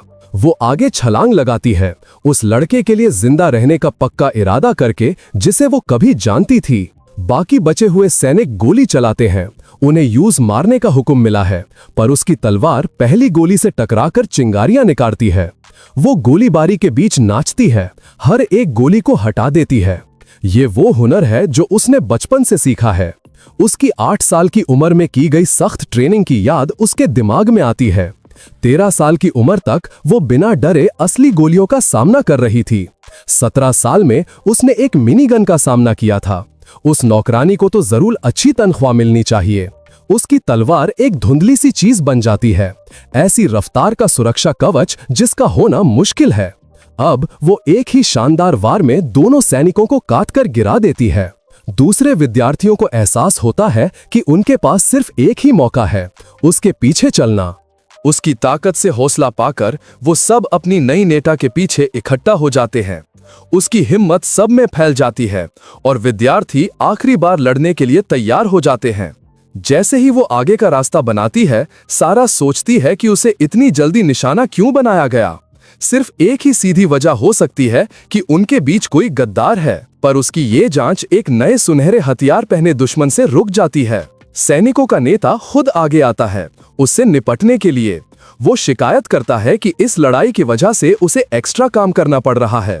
सच में कितना आम दुश्मन है ये। सारा उसे जानकारी के लिए रिश्वत देने की कोशिश करती है, पर उसे पैसे में कोई इंटरेस्ट नहीं है। वो उस पर झपटता है, घोषणा करता है कि जो वो चाहता है वो देना उसके बस में नहीं है। उसका हमला लगता है और उसकी ताकत से सारा पीछे गिर जाती है। वो उसकी क्षमता को मान लेता है, पर उसकी अभी की ताकत को सिर्फ मनोरंजन बताकर छोड़ देता है। उसे जवाब तो नहीं मिला, पर उसके कामों से सारा का शक सही साबित हो जाता है। अचानक एक बीपिंग की आवाज उनकी ये खतरनाक लड़ाई रोक देती है। वक्त की वजह से चिढ़कर वो पीछे हटता है और इसे जल्दी खत्म करने की तैयारी करता है। वो इस परेशानी का दोष सारा पर डालता है। उसकी सब्र अभी टूट चुकी है। वो अपनी असली ताकत निकालता है, जो देर तक काम करने की उसकी गहरी नफरत से भरी है। उसकी पीठ से रोशनी के पंख निकलते हैं जब वो अपना आखिरी हमला तैयार करता है। एक तेज आवाज की लहर सबको सुल कर देती है। सबके दिमाग दर्द से भर जाते हैं। वो घोषणा करता है कि कोई भी उसके छुट्टी के बीच में नहीं आएगा। वो एक तबाही मचा देता है और अपने रास्ते में आने वाले हर किसी को काट कर गिरा देता है। सारा उस सब के बाद घुटनों के बल बैठी रह जाती है। चारों तरफ गिरे हुए लोग हैं, पर अभी भी वो हार मानने से मना कर देती है और अपनी तलवार की तरफ हाथ बढ़ाती है। वो उसे रोकता है। उसकी ना टूटने वाली जीने की इच्छा से वो बहुत प्रभावित हुआ है। वो उसकी तलवार पकड़ता है, ये देखते हुए कि ये उसकी आत्मा का ही हिस्सा है, और फिर बड़े आराम से बेरहमी दिखाते हुए वो उसे 2 टुकड़ों में तोड़ देता है। उसका आखिरी उम्मीद टूटते ही उसकी आंखें डर से बड़ी हो जाती हैं। वो उसके ही हथियार के टुकड़ों से उसे दीवार पर जड़ देता है। वो उस पर हंसता है, कहता है कि उसकी खुद की ताकत ही उसकी बर्बादी का कारण बनी, पर उसकी आंखों में अब भी बगावत और गुस्सा भरा हुआ है। अचानक एक नई आवाज उसे अपने खिलौने से खेलना बंद करने को कहती है। ये स्कूल का दादा विलियम है, जो पूछता है कि क्या उसे कानों को चुनने का पछतावा है। सारा की आंखें गुस्से से जल उठती हैं। विलियम ही शुरू से गद्दार था। वो बेशर्मी से ये मान लेता है और उसे जमीन पर पटक देता है। वो खुश होता है, स्कूल के सबसे बड़े सितारे को अपने पैरों में देखकर मजा लेता है। एक बुरी हंसी के साथ वो वादा करता है कि असली मजा तो अब शुरू हो रहा है। वो उसे दीवार से सता देता है। उसकी आखिरी उम्मीद भी खत्म हो रही होती है, पर अब भी उसकी लड़ने की हिम्मत टूटी नहीं है। सिपाही उसे 1 मिनट देता है, उसकी बेरहमी का इनाम। विलियम कहता है कि वो 1 मिनट में ही अपना निशान छोड़ देगा। अचानक ऊपर छत से अजीब से यंत्र नीचे आते हैं। उनमें से अजीब खतरनाक सी एनर्जी निकल रही है। एक तेज रोशनी पूरे कमरे को अपनी चपेट में ले लेती है। सारा की आंखें हैरानी से खुल जाती हैं। रोशनी में उसे कुछ पहचान में आता है। वो खुद को एक नए सूट में पाती है और एक आवाज देर से आने के लिए माफी मांगती है। कानो आ चुका है। वो उसके और दुश्मन के बीच खड़ा है। उसमें ताकत उमड़ रही है। वो कसम खाता है कि जो कोई उसके परिवार को नुकसान पहुंचाएगा वो मरेगा। सारा बस अपने अनचाहे मददगार की पीठ को देखती रह जाती है। वो उसके लिए आया था, ठीक वैसे ही जैसे कई साल पहले आया था। सिपाही जवाब मांगता है। वो इस असंभव घुसपैठ से हैरान है, पर विलियम इसे अपने गंदे बदले के लिए सही मौका समझता है। वो एक बहुत बुरा प्लान बताता है जो सिर्फ उसके पागलपन और जलन से भरा हुआ है। सिपाही उसे चेतावनी देता है, पर विलियम कानो को बिना रैंक का कचरा बोलता है। वो पूछता है कि क्या कानो अपनी किस्मत को मंजूर करने के लिए तैयार है। कानो वही सवाल उस पर पलट देता है। उसकी आवाज बर्फ जैसी ठंडी है। विलियम हमला करता है, उस बिना रैंक के लड़के की जान लेने को तैयार, पर कानो बड़ी आसानी से हमले से बच जाता है। वो तलवार को अपने नंगे हाथ से रोकता है, जिससे विलियम हैरान हो जाता है। एक बुरी सी चर्र की आवाज के साथ वो उस दादा के हाथ की हड्डियां तोड़ देता है। विलियम चीखता है। उसे समझ नहीं आता कि ये ताकत आई कहां से। कानो अपने दुश्मन के ही जोर को उसके खिलाफ इस्तेमाल करता है और उसे जमीन पर दे मारता है। ये उसकी पूरी दबदबाहट का सबूत था। कानो उसे उसके किए का सख्त सबक सिखाता है। विलियम दया की भीख मांगता है, जबकि उसने खुद कभी किसी पर दया नहीं दिखाई थी। पर उसकी एपिक क्लास की ढाल भी इस मार से उसे ज्यादा बचा नहीं पाती। वो चिल्लाकर अपने किराए के गुंडों को आखिर में बीच में आने को कहता है, पर सिपाही समझाता है कि कत्ल कॉन्ट्रैक्ट में नहीं था। अच्छा लगता है जब दुश्मन भी ईमानदारी से काम करता है। मायूस होकर विलियम कानो के सर के लिए कोई भी कीमत देने को तैयार हो जाता है, पर उसकी अनमोल ढाल इस लगातार हमले से टूटने लगती है। वो पूरी तरह टूट जाती है और वो कानो के गुस्से के सामने निराशा हो जाता है। बाकी स्टूडेंट्स देखते हैं, उनका डर अब एक बुरी संतुष्टि में बदल चुका है। सारा उस लड़के की ताकत देखकर हैरान है जिसे वो पहले जानती थी। तभी सुनाया अपने नए भाई की तरफ से एक तोहफा लेकर आता है। सारा हक्का बक्का रह जाती है एक बेहतरीन क्वालिटी की तलवार को पहचानकर। ये फ्रॉस्ट फैंग है, एक एपिक ग्रेड तलवार जिसमें बर्फ की शक्ति है। सुनाया प्लान बताता है, कानो उनका ध्यान भटकाएगा। वो लोग एक धुएं वाला बॉम्ब इस्तेमाल करते हैं ताकि स्टूडेंट्स वहां से निकल सकें। सिपाही धोखा नहीं खाते, वो तुरंत थर्मल विजन पर स्विच करते हैं, पर उनकी नई टेक्नोलॉजी को भी कुछ दिखाई नहीं देता। थोड़ी देर बाद एक स्नाइपर शॉट एक सिपाही को गिरा देता है। पता चलता है कि उस अमीर लड़के की टेक्नोलॉजी में कुछ खास खूबियां हैं। बाकी बचे सिपाही हर निकलने के रास्ते को रोकने की कोशिश करते हैं, पर सारा रास्ता बना लेती है। उसकी नई तलवार बर्फ के स्टील की तरह चमक रही है। वो कसम खाती है कि जब बाकी सब महफूज हो जाएंगे तो वो कानो के लिए वापस आएगी। उधर कमरे में कानो के हाथ खून से लथपथ हैं, पर उसकी हिम्मत फौलादी है। विलियम बुरी तरह से टूट चुका है। वो ऐसी माफी मांग रहा है जिसका वो हकदार नहीं।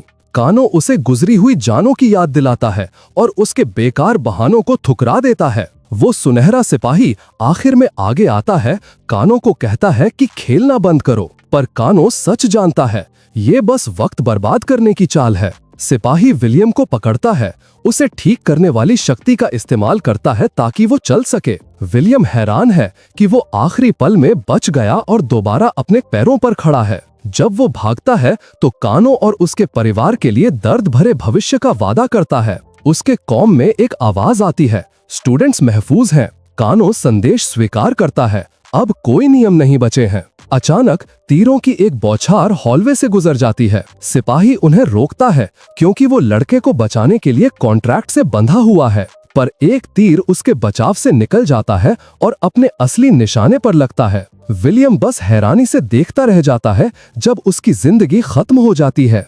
कोनो सामने खड़ा है, उसका धनुष तना हुआ है। उसने अपना फैसला सुना दिया है। एक सिस्टम विंडो इस मार को पक्का करती है और उसे इनाम में पॉइंट्स मिलते हैं। उसे एनक्रिप्टेड गुप्त बातचीत का कुछ डेटा और विलियम के निजी कलेक्शन की एक चाबी भी मिल जाती है। वाह, सिपाही अपने पुराने क्लाइंट के मरने की परवाह नहीं करता। अब उसे समझ आता है कि कोनो की लड़ने की असली वजह क्या है। वो एक टेढ़ी डील करता है, सारा की जान बदले में वे हमेशा के लिए एक दूसरे से दूर हो जाएंगे। वो अपनी पिस्तौलें निकालता है, नई शर्तें मनवाने के लिए तैयार है। कोनो जवाब में रोशनी से भरे तीरों की बौछार करता है। वे वार एक तेज चमक वाली ऊर्जा के साथ मिलते हैं। हवा में बिजली सी कड़कती है जब गोलियां और तीर एक खतरनाक लड़ाई में टकराते हैं। सिपाही मानता है कि उसने इस बिना रैंक वाले लड़के की ताकत को कम आंका। कानो किसी भूत की तरह चलता है, हर एक गोली से बच जाता है। चिढ़कर सिपाही अपनी आखिरी चाल चलने का फैसला करता है। वो 2 बड़े गैटलिंग गन लगा देता है। लगता है वो आज ज्यादा काम करने को तैयार है। वो गोलियों की बौछार कर देता है, इसे खत्म करने के लिए तैयार है। गोलियां टावर को चीरती हुई निकलती है, शुद्ध तबाही का तूफान। कानो जानता है कि उसका सामान इतनी ज्यादा मारक क्षमता का मुकाबला नहीं कर सकता, लेकिन वो एक गुप्त हथियार निकालता है जो उसने वॉल्ट से लिया था। सिपाही उसे ताना मारता है, ये सोचकर कि वो अब फंस चुका है और थक गया है। वो डींग मारता है कि उसकी 10,000 गोलियां प्रति मिनट की रफ्तार से कोई नहीं बच सकता। आखिरी धमकी देते हुए वो इस लड़ाई को हमेशा के लिए खत्म करने की तैयारी करता है। गोलियां बरसती हैं, एक ऐसी बौछार जिससे बचना नामुमकिन लगता है, पर कानो टिका रहता है, एक नई काइनेटिक ऊर्जा की ढाल से बचा हुआ। सिपाही मजाक उड़ाता है, ये मानकर कि सारा ने कानो को ये ताकतवर ढाल दी है। वो कहता है कि अब उसे कानो की असली वजह समझ आ गई है।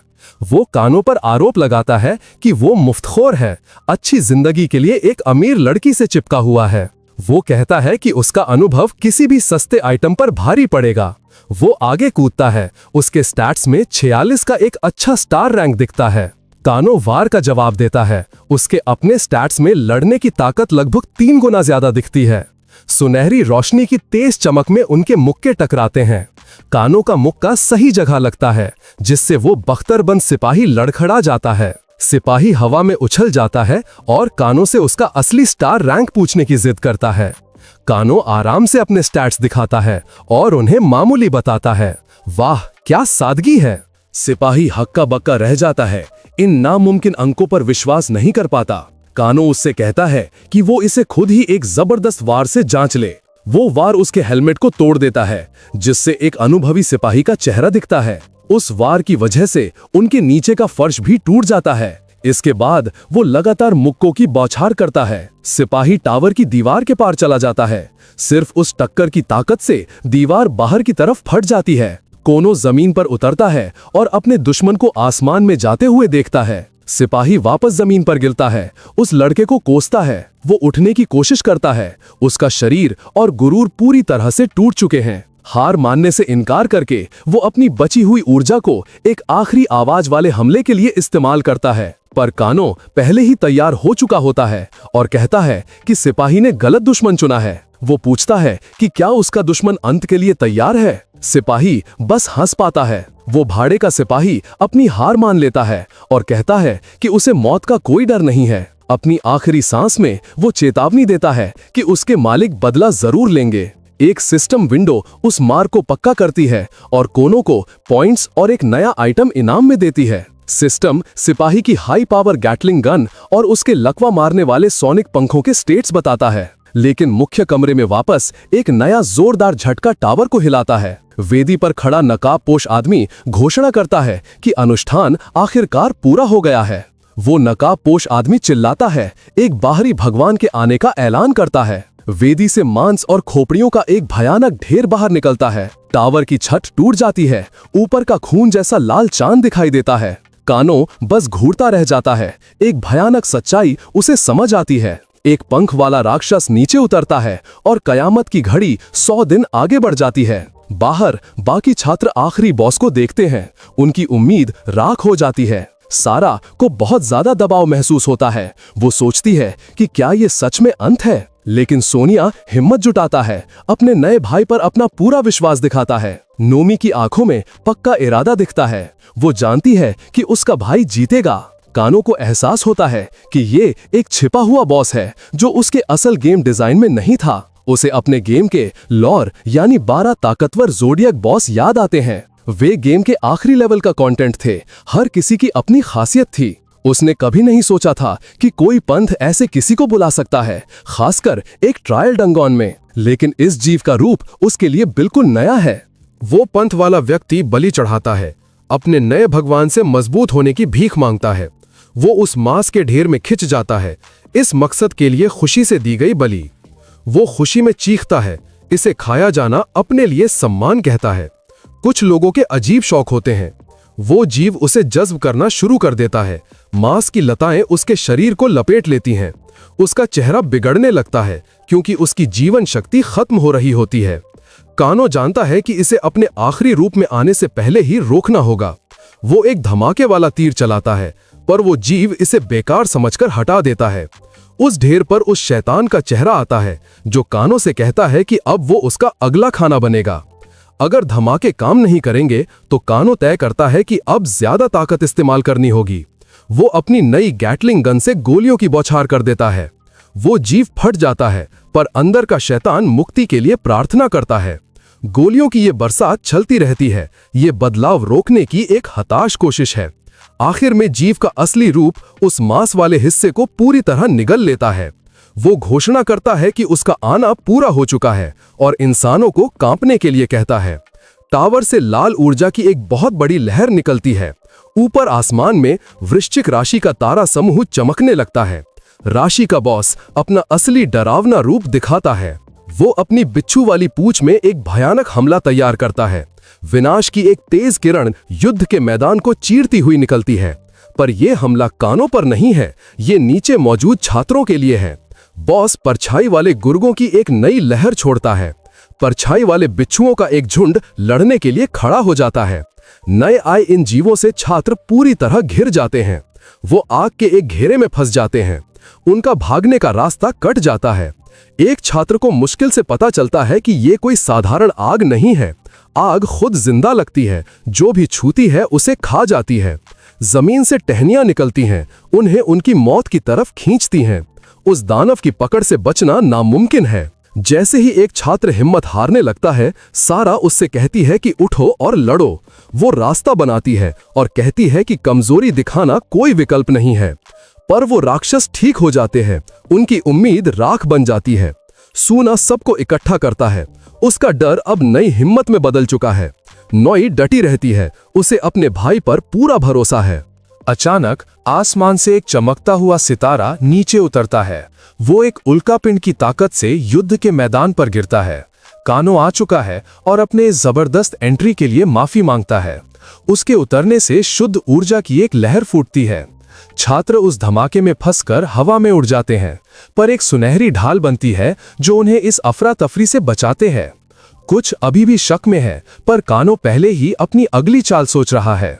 सारा उससे योजना पूछती है और कानो मानता है कि उसके पास एक अनुमान है।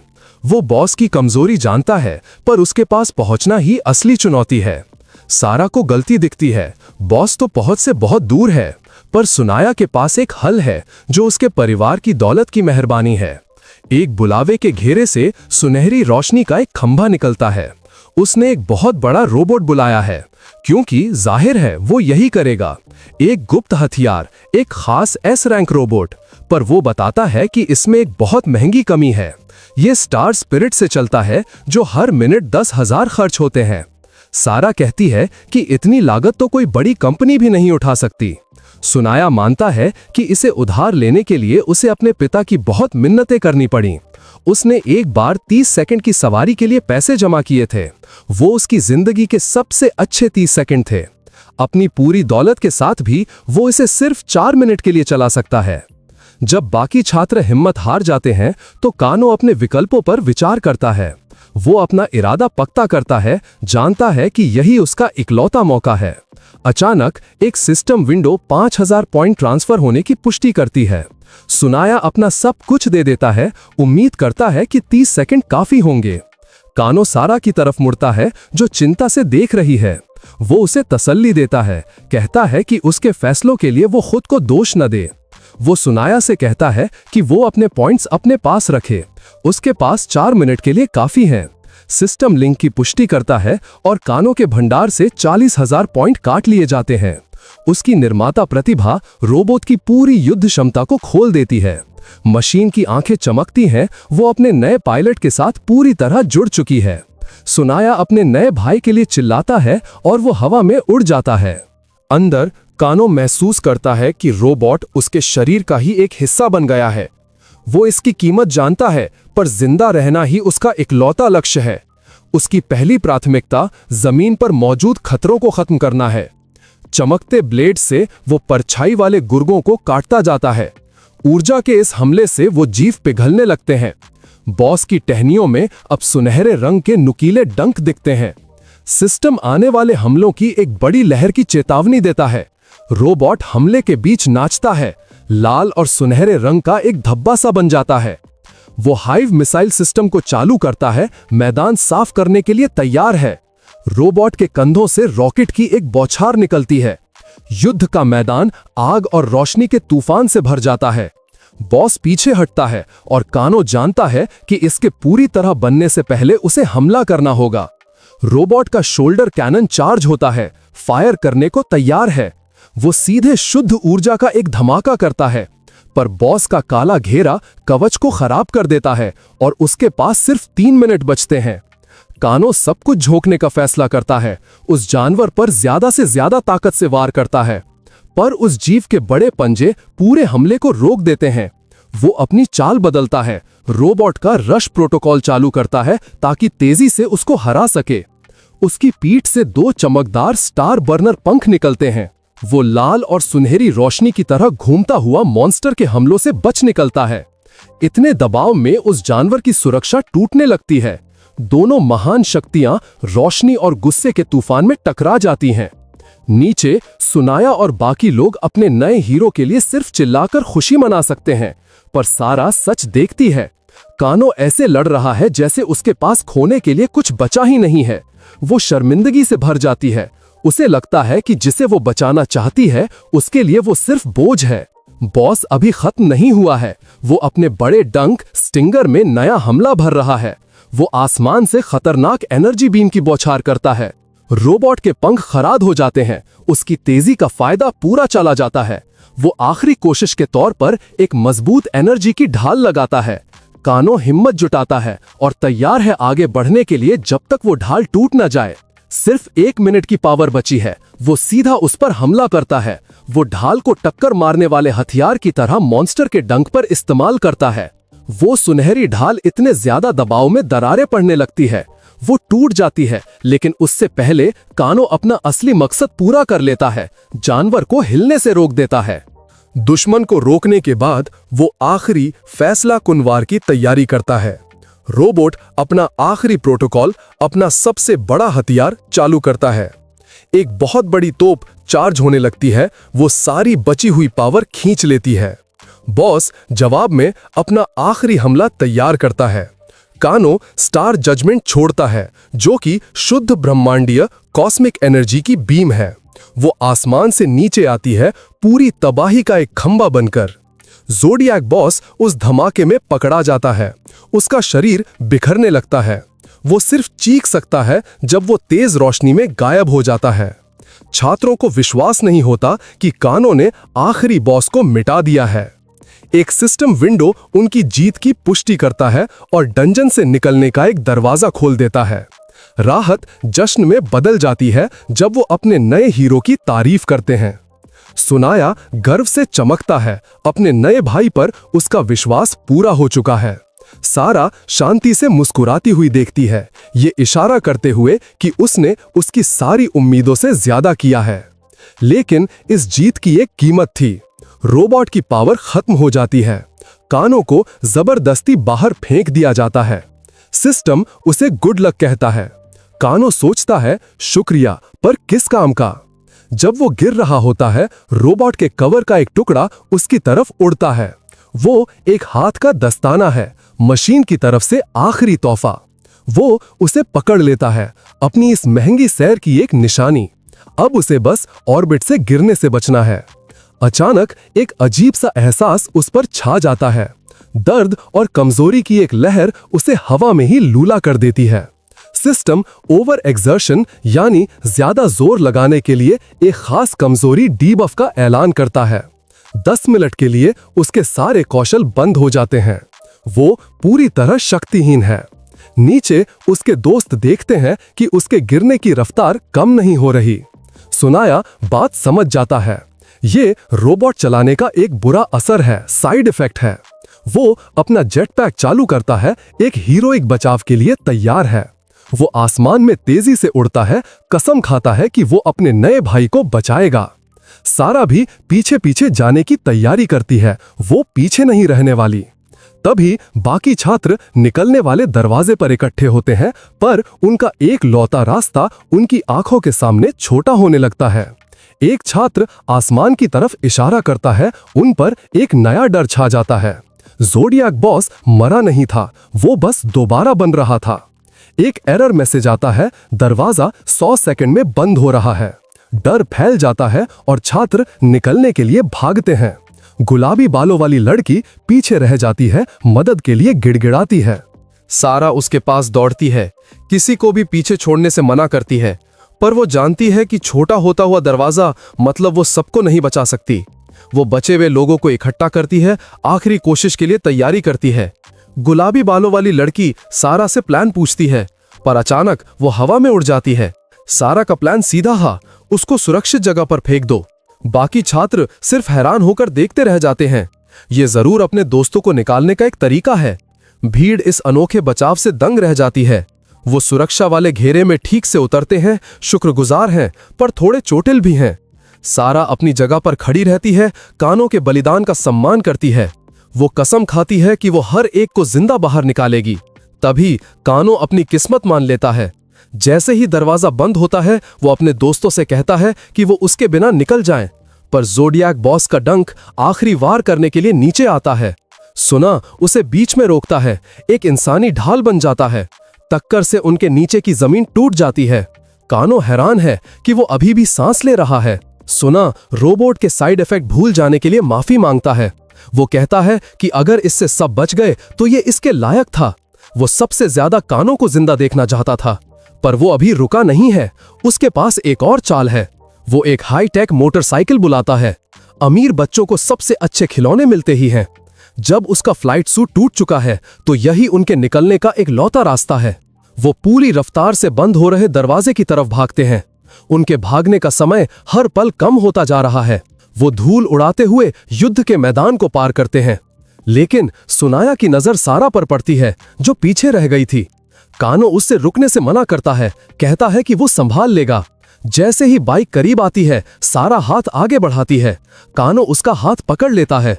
उनका समय बिल्कुल सही था। वो उसे एक ही झटके में बाइक पर खींच लेता है। अब तीनों मिलकर आजादी के लिए आखिरी दौड़ लगाते हैं। सारा कहती है कि वो थक गई है, कि ये हमेशा उसे पीछे छोड़ देता है। वो उसे गले लगा लेता है, वादा करता है कि इस बार वो कहीं नहीं जा रहा है। लेकिन सुनाया उनके मिलन को बीच में ही रोक देता है। दरवाजा 10 सेकंड में बंद हो रहा है। वो उनसे कहता है कि अपनी जान बचाने के लिए मजबूती से पकड़ लो। थ्रॉटल घुमाकर वो बाइक को उसकी आखिरी सीमा तक तेज कर देता है। ये फिनिश लाइन तक पहुंचने की आखिरी बेचैन दौड़ है। वो छोटे हो रहे पोर्टल की तरफ दौड़ते हैं, जो इस नर्क से निकलने का उनका एक ही रास्ता है। लेकिन ज़ोडियाक के बॉस के पास उनके लिए एक आखिरी तोहफा था। एक आखिरी हमला जमीन को तोड़ देता है, उनका रास्ता रोक देता है। एक बहुत बड़ा खाई खुल जाता है, जैसे डंजन उन्हें जाने से मना कर रहा हो। लेकिन सुनाया एक छोटे से खाई को रुकने नहीं देगा। वो बताता है कि बाइक में फाइटर जेट का इंजन लगा है, क्योंकि भला क्यों ना लगा हो। वो हवा में उड़ जाते हैं, खून जैसे लाल चांद के सामने रोशनी के झटके की तरह। लेकिन सुनाया को एहसास होता है कि शायद उसने जेट इंजन के चक्कर में थोड़ा ज्यादा ही कर दिया। वो जमीन पर जोर से टकराते हैं। उनकी आखिरी उम्मीद रुक जाती है। पोर्टल का गिनतीदार 5 सेकंड पर आ जाता है। बाइक टूट चुकी है और उनका शानदार भागने का प्लान धुआं हो गया है। कानो सुनाया को उठाता है, जो अपनी नाकामी के लिए खुद को दोष दे रहा है। सारा बस देख सकती है, मदद ना कर पाने के कारण खुद को कमजोर महसूस करती है। 1 सेकंड बचते ही वो अपना नसीब मान लेते हैं। वो अब नहीं पहुंच पाएंगे। अचानक एक अजीब सा यंत्र आता है और पोर्टल को स्थिर कर देता है। दरवाजा बड़ा हो जाता है, किसी अनजानी शक्ति ने उसे खोल रखा है। तीनों बस घूरते रह जाते हैं, आखिरी पल में बचाए जाने से हैरान हैं। रोशनी में से एक व्यक्ति निकलता है, जो स्टेला एकेडमी का हेडमास्टर है। वो तीनों छात्रों की इस जोरदार बहादुरी की तारीफ करता है। वो कहता है कि उनका काम खत्म हो गया, अब आगे का काम अध्यापक लोग संभालेंगे। चुनिंदा इंस्ट्रक्टर्स की एक टीम डंजन के मुख्य केंद्र को रोकने के लिए आगे बढ़ती है। वो इस अस्थिर शक्ति के चारों तरफ एक ताकतवर मोहर लगाने की विधि शुरू करते हैं। लेकिन केंद्र उबलता रहता है, उसकी शक्ति और बढ़ती जाती है। हेडमास्टर बीच में आने की तैयारी करता है, कसम खाता है कि वो फिर से फेल नहीं होगा। हेडमास्टर अपनी खुद की शक्ति निकालता है, सुनहरी ऊर्जा का एक तेज बहाव। वो तलवारों का एक घेरा बुलाता है, जो अस्थिर डंजन कोर को घेर लेता है। एक ही आदेश पर तलवारें इकट्ठी हो जाती हैं और उस अंधेरी ऊर्जा पर मोहर लगा देती हैं। वो बेकाबू शक्ति दबकर एक स्थिर और बिना नुकसान वाली शक्ल ले लेती है। सुनाया अब ऑफिशियली हेडमास्टर का नंबर 1 फैन बन चुका है। वो ताकतवर आदमी कानों के पास आता है, उसके चेहरे का हाल पढ़ा नहीं जा रहा। वो लड़के के कंधे पर मजबूत और भारी हाथ रखता है। जब सिस्टम कानों के जोरदार स्टैट्स दिखाता है तो वो उसकी बहादुरी के लिए धन्यवाद करता है। कानो शांत दिखने की कोशिश करता है, लेकिन उसका सिस्टम उसे याद दिलाता है कि वो इस टैलेंट को अफोर्ड नहीं कर सकता। हेडमास्टर उन्हें जाने की इजाजत देता है, वादा करता है कि उनके काम हमेशा याद रखे जाएंगे। 3 बचने वाले आखिर में बाहर निकलने वाले पोर्टल की तरफ चलते हैं। कानो ध्यान देता है कि हेडमास्टर की शक्ति सिर्फ रैंक से नहीं, बल्कि उनके स्किल से आती है। वो रोशनी के पार कदम रखते हैं, डंजन की डरावनी चीजों को पीछे छोड़कर। एक गर्म सुनहरी रोशनी असली दुनिया में उनका स्वागत करती है। कानो जैसे ही बाहर निकलता है, पहली आवाज जो वो सुनता है वो उसकी बहन की होती है। नोमी भागकर उसके गले लग जाती है, राहत से भरपूर। एक बहुत बड़ी भीड़ अपने नए रक्षक के लिए जोरों से तालियां बजाती है। वो उसे याद दिलाती है कि लोग देख रहे हैं, लेकिन उसे कोई परवाह नहीं होती। वो उसे और जोर से पकड़ लेता है, कसम खाता है कि दोबारा कभी नहीं छोड़ेगा। एक हल्की मुस्कान के साथ वो आखिर में उसके डर को शांत करता है। वो भीड़ की तरफ देखता है, अब वो सिर्फ पीछे का किरदार नहीं रहा। डूम्सडे क्लॉक इस बात की पुष्टि करती है कि उसकी जीत ने उन्हें लगभग 3 साल का समय दे दिया है। लेकिन पर्दे के पीछे कुछ लोग कानो को हीरो नहीं बल्कि खतरा मानते हैं। हेडमास्टर उस लड़के का पूरा विश्लेषण करने का आदेश देता है जिसने सभी नियमों को तोड़ दिया। जब वो अपनी अगली जरूरत की तरफ मुड़ता है तो उसका चेहरा सख्त हो जाता है। वो अकेडमी के अंदर छुपे गद्दारों को पूरी तरह से निकाल बाहर करने का ऐलान करता है। वो कसम खाता है कि इस हमले के लिए वो कल्ट बहुत बड़ी कीमत चुकाएगा। खबरों में इस घटना की रिपोर्ट आती है। आम जनता असली खतरे से अनजान है। दृश्य बदलता है। एक निचले इलाके में एक शांत सी दुकान पर अंदर से एक जानी पहचानी आवाज दोनों भाई बहन का घर आने पर स्वागत करती है। उनकी माँ उन्हें जोर से गले लगा लेती है। उन्हें सुरक्षित घर देखकर उसे सुकून मिलता है। उसके पिताजी गर्व से मुस्कुराते हैं, कानों को अकेडमी बचाने पर बधाई देते हैं। केबल पर एक शानदार दावत लगी है। ये उनके बचने का जश्न है। पहली बार नोमी अपने भाई पर बहुत प्यार बरसाती है। उसके कटोरी में खूब सारा खाना डाल देती है। उनके माता पिता उसे छेड़ते हैं, पूछते हैं कि उसने उसे परेशान करना कब बंद किया। नोमी थोड़ी घबरा जाती है, जोर देकर कहती है कि वो हमेशा से एक एकदम सही छोटी बहन रही है। एक छोटी सी पिछली झलक बताती है कि उसके लिए अच्छी होने का मतलब था खूब सारी मुक्केबाजी करना। कानो बस मुस्कुराता है, उस सुकून के पल में डूब जाता है जिसे उसने हमेशा के लिए खो दिया था।